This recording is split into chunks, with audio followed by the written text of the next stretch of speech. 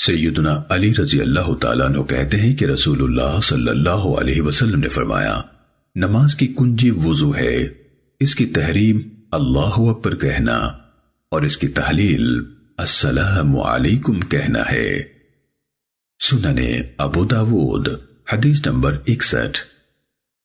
ابو غطیف حوزلی کہتے ہیں کہ میں حضرت عبداللہ بن عمر رضی اللہ تعالیٰ عنہما کے پاس تھا کہ ظہر کی اذان دی گئی تو انہوں نے وضو کیا اور نماز پڑھی، پھر عصر کے لیے اذان ہوئی تو انہوں نے دوبارہ وضو کیا۔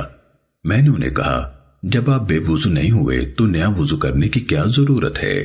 تو انہوں نے کہا کہ رسول اللہ صلی اللہ علیہ وسلم فرمایا کرتے تھے، جو شخص با وضو ہوتے ہوئے وضو کرے اس کے لیے 10 نیکیاں لکھی جاتی ہیں۔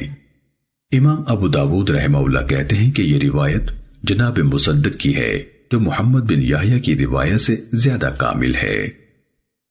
سننے ابو داود حدیث نمبر 62۔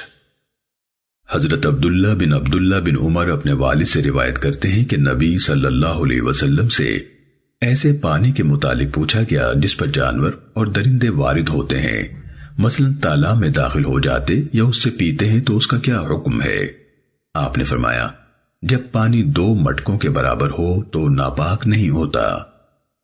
امام ابو داود رحمہ اللہ کہتے ہیں کہ محمد ابن العلا کی روایت میں محمد بن جعفر بن زبیر آیا ہے، جبکہ عثمان بن ابی شیبہ اور حسن بن علی کی روایت میں محمد بن عباد بن جعفر منقول ہوا ہے، اور یہی ثانی الذکر صحیح ہے۔ سننے ابو داود حدیث نمبر 63۔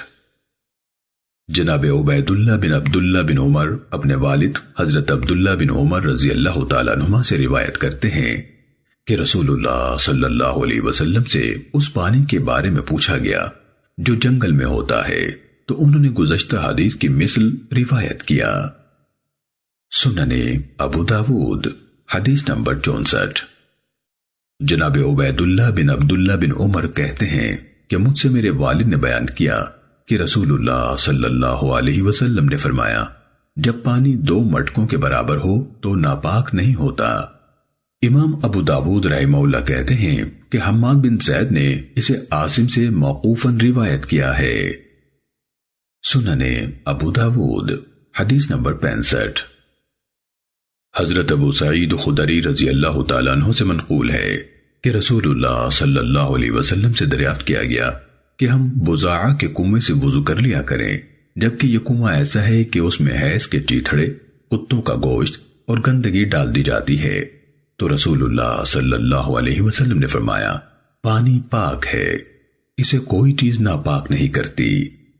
امام ابو داود رحمہ اللہ کہتے ہیں، بعض نے راوی کا نام عبداللہ بن رافع کے بجائے عبد الرحمن بن رافع بیان کیا ہے۔ سننے ابو داود حدیث نمبر 66۔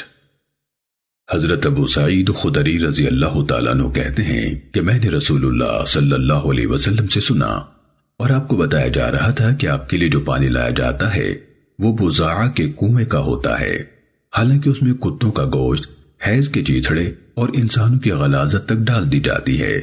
تو رسول اللہ صلی اللہ علیہ وسلم نے فرمایا، پانی پاک ہے، اسے کوئی شے ناپاک نہیں کرتی۔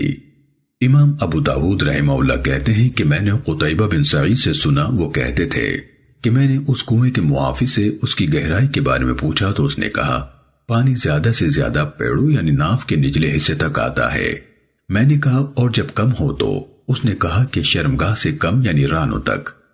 امام ابو داود رحمہ اللہ کہتے ہیں کہ میں نے ذاتی طور پر خود اپنی چادر اس کنویں پر پھیلا کر اسے ناپا تو اس کا قطر 6 ہاتھ تھا، اور میں نے اس کے محافظ سے پوچھا جس نے میرے لیے باغ کا دروازہ کھولا اور کنواں دکھلایا تھا، کیا اس کی بنا میں دور نبوی سے کوئی تبدیلی کی گئی ہے؟ تو اس نے کہا نہیں، اور میں نے اس کا پانی دیکھا تو اس کا رنگ بدلا ہوا تھا۔ سننے ابو داود حدیث نمبر 67۔ حضرت ابن عباس رضی اللہ تعالیٰ عنہما بیان کرتے ہیں کہ نبی صلی اللہ علیہ وسلم کی کسی اہلیہ محترمہ نے لگن میں سے غسل کیا۔ نبی صلی اللہ علیہ وسلم تشریف لائے، آپ اسے وضو یا غسل کرنا چاہتے تھے، تو اہلیہ محترمہ نے آپ کو بتایا کہ اے اللہ کے رسول، میں جنابت سے تھی اور میں نے اسی پانی سے غسل کیا ہے۔ تو رسول اللہ صلی اللہ علیہ وسلم نے فرمایا، تو کیا ہوا؟ پانی جنبی نہیں ہوتا، پاک ہی رہتا ہے۔ سننے ابو داود حدیث نمبر 68۔ حضرت ابو ہریرہ رضی اللہ تعالیٰ عنہ نبی صلی اللہ علیہ وسلم سے بیان کرتے ہیں، آپ نے فرمایا، کوئی شخص ٹھہرے ہوئے پانی میں ہرگز پیشاب نہ کرے کہ پھر اسی سے غسل کرے گا۔ سننے ابو داود حدیث نمبر 69۔ حضرت ابو ہریرہ رضی اللہ تعالیٰ عنہ کہتے ہیں، رسول اللہ صلی اللہ علیہ وسلم نے فرمایا، تم میں سے کوئی شخص کھڑے پانی میں ہرگز پیشاب نہ کرے اور نہ جنابت سے اس میں نہائے۔ سننے ابو داود حدیث نمبر 70۔